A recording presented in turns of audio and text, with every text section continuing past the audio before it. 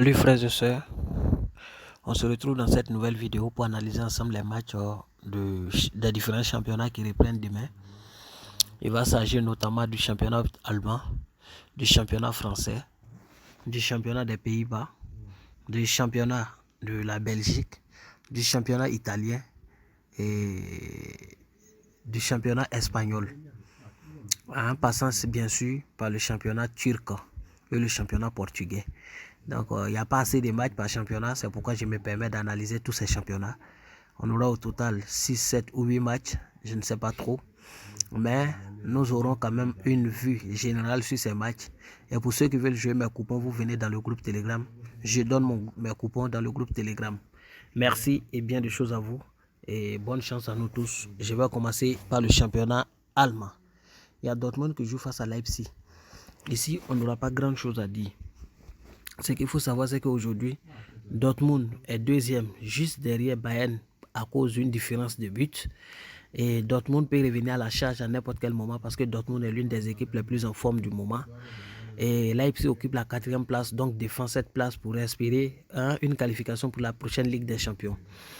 Quand on regarde dans l'ensemble, l'état de forme, Dortmund, sur les 5 derniers matchs, c'est vraiment 5 victoires. C'est l'équipe la plus en forme actuellement. Et quand on regarde à domicile les 5 derniers matchs également, ils ont gagné tous les 5 derniers matchs. Alors qu'à l'extérieur, Leipzig aussi, sur les 5 derniers matchs, à l'extérieur, c'est l'équipe la plus en forme. C'est pourquoi je pense que dans ce match-là, les deux équipes finiront par trouver simplement le chemin des filets. C'est une cote 1,53. Une belle cote qui peut se tenter en pari individuel, soit à combiner avec un autre type de pari. Le second match, c'est entre Nice et Auxerre. Ce match, c'est un match assez intéressant. Et comme on le dit, les Ivoiriens le disent souvent, même quand c'est mort, ça pisse. C'est vrai que le championnat français, il est compliqué.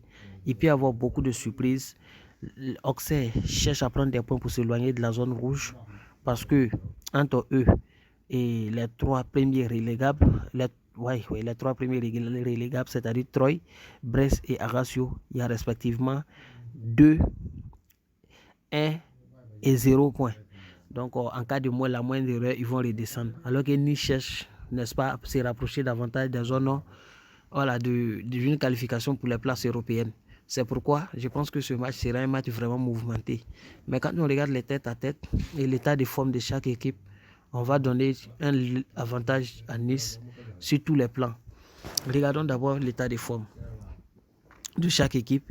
Quand on regarde l'état de forme, vous allez voir que Nice est l'équipe la plus en forme actuellement du moment en France.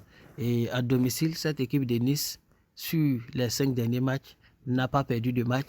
Et quand on regarde à l'extérieur, l'équipe d'Auxerre, voilà, c'est une seule victoire, un nul.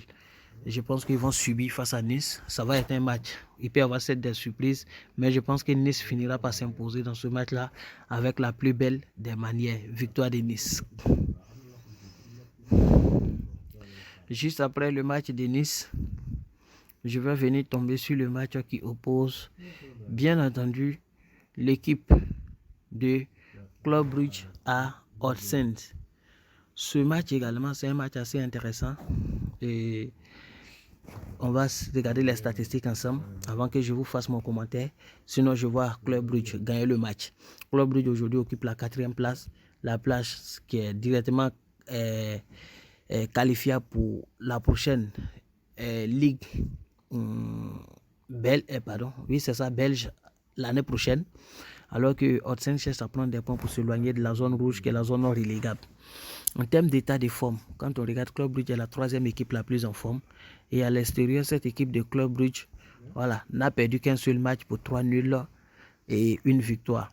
Et à domicile, quand on regarde l'équipe de Hotsen, c'est 0 défaite à domicile, c'est-à-dire plus ou moins des matchs nuls, 4 matchs nuls et une victoire. Et quand on regarde les têtes à tête des deux équipes, on se rend compte que Club Brugge reste quand même un très gros morceau pour cette équipe de Hotsen. Je pense que l'histoire va se répéter. Pour moi, Club Brugge ne va pas perdre ce match et il aura au moins 2 buts dans le match. Donc on va aller sur la base de Club Brugge au nul et plus de 1,5 but dans le match, simplement. Après le match belge, nous tombons sur un match qui est assez intéressant également. Il va bien sûr s'agir du match qui oppose l'équipe de Real Sociedad à Cadiz, c'est en Espagne. Dans ce match, comme je le disais tantôt, même quand c'est mort, ça pisse. Real Sociedad connaît des difficultés dans ce championnat. Il y a beaucoup de surprises dans ce championnat. Cadiz, la semaine dernière, nous a surpris en battant. Je pense que c'est l'équipe qui a battu le Barça récemment. Je vais regarder les têtes à tête simplement pour comprendre ça. Si c'est entre eux ou Elche qui a gagné le Barça. Voilà, Cadiz, Real Sociedad. Le dernier match de Cadiz, c'était le dernier match de Cadiz, c'était face à à Valencano. Et ils ont gagné Valencano 1-0. Valencano qui est une équipe très en forme. C'est Elche qui avait gagné le Barça, autant pour moi. Et dans ce match, quand on regarde, on se rend compte que si le classement, voilà, Real Sociedad occupe la 3e place et doit lutter pour maintenir sa place qualificative pour la prochaine Ligue des Champions, alors que Cadiz cherche à s'éloigner davantage de la zone rouge. État de forme, quand nous regardons, je mets en français pour vous, Cadiz, sur le moment, est très en forme que l'équipe de Real Sociedad dans l'ensemble. Mais à domicile, quand vous regardez l'équipe de Real Sociedad, vous allez voir qu'ils ont perdu un seul match sur les 5 derniers, 2 nuls, 2 victoires. Et à l'extérieur, quand vous regardez l'équipe de Cadiz, ça ne va pas surtout chez cette équipe de Cadiz à l'extérieur. Et je pense que Real Sociedad, c'est un gros morceau pour eux à domicile. Et Real Sociedad finira par s'imposer en dépit de tous les aléas qu'ils peuvent avoir dans ce match. À l'exception d'un carton rouge surprise en début de match. Il y a Lazio qui joue face à Naples. Naples est le grand favori du championnat italien. Aujourd'hui avec 65 points et poursuivi par Inter et AC Milan 47-47. Je pense que le championnat italien il est plié. Napoli, que vous le voulez ou pas, moi je pense qu'ils vont être champions. À moins qu'ils perdent 3 matchs ou 2 matchs successifs pour que les autres se rapprochent encore plus. Même 2 matchs, ce n'est pas suffisant. Il faut 3 ou 4 matchs successifs pour que les autres se rapprochent et je ne vois pas qui peut les arrêter. Napoli est très en forme. Lazio défend sa place qualificative pour la prochaine Ligue des Champions. Donc c'est un match qui sera beaucoup mouvementé. Et je pense que Lazio peut finir par trouver le chemin des filets, mais Napoli ne va pas perdre. C'est pourquoi je vais aller sur la base de Napoli ou nul et plus de 1,5 but dans le match également, à l'instar de ce que j'avais dit dans le championnat français. Pardon, le championnat des Pays-Bas. Juste après ça, je tombe aux Pays-Bas. Aux Pays-Bas, il y a Utrecht qui joue face à Ciudad. Ici, c'est la victoire de Utrecht. Il n'y a rien à dire. Il n'y a pas grand chose à dire dessus. Et il y a le match vitesse que on appelle Speed à Alkmaar. Alkmaar a connu d'énormes problèmes ces derniers temps, mais ils sont en train de se réveiller. Ils sont en train de revenir à la charge. Et actuellement, ils sont qualifiés directement pour la conférence Ligue Europa si ça finit là. Et comme ce n'est pas encore fini, ils doivent lutter pour se maintenir à cette place, alors que Vitesse doit s'éloigner davantage de la zone rouge. État de forme, vous allez voir que Alkmaar est légèrement en forme que Vitesse sur les 5 dernières sorties. Et à domicile, l'équipe de Vitesse ne se retrouve pas. C'est 2 défaites, 2 nuls, une seule victoire sur les 5 derniers matchs. Et Alkmaar à l'extérieur, vous allez voir que Alkmaar à l'extérieur se retrouve plus ou moins. Donc ils vont causer beaucoup de problèmes à Vitesse. Mais je pense que Vitesse finira par vouloir remuer le filet. C'est pourquoi je vais aller sur la base de Alkmaar ou match nul. Simplement pour ne pas prendre trop de risques. Une fois qu'on finit ça, on va tomber en Portugal. En Portugal, il y a Boavista qui joue face à Arouca. Dans ce match, j'ai vu la victoire ou nul de Boavista. Simplement en regardant les statistiques et le classement. Et étant donné qu'ils sont à domicile, ils seront un peu plus motivés que l'équipe. L'équipe d'Arouca et Benfica Malicao. On va aller sur la base de la victoire de Benfica et plus de 3 buts dans le match, c'est-à-dire plus de 1,5 buts, 2,5 buts dans le match et victoire de Benfica simplement. Parce que si vous voulez, je vais détailler ça pour vous. Mais vous allez constater qu'il n'y a pas grand-chose à dire. C'est une cote. Aujourd'hui, ils sont premiers et doivent vraiment lutter pour s'éloigner encore davantage de Porto, qui est leur poursuivant direct s'ils veulent finir champion. alors que c'est encore très long, c'est encore très loin. Il reste encore 14 journées et il faut prendre des points face aux équipes les plus faibles et je pense qu'ils vont s'imposer de la plus belle des manières dans ce match simplement. Une fois qu'on finit ça, on va tomber sur le championnat de Serbie. Il y a Étoile Rouge de Belgrade qui joue face à Partizan Belgrade. C'est le premier contre le deuxième. Les deux équipes les plus en forme de ce championnat.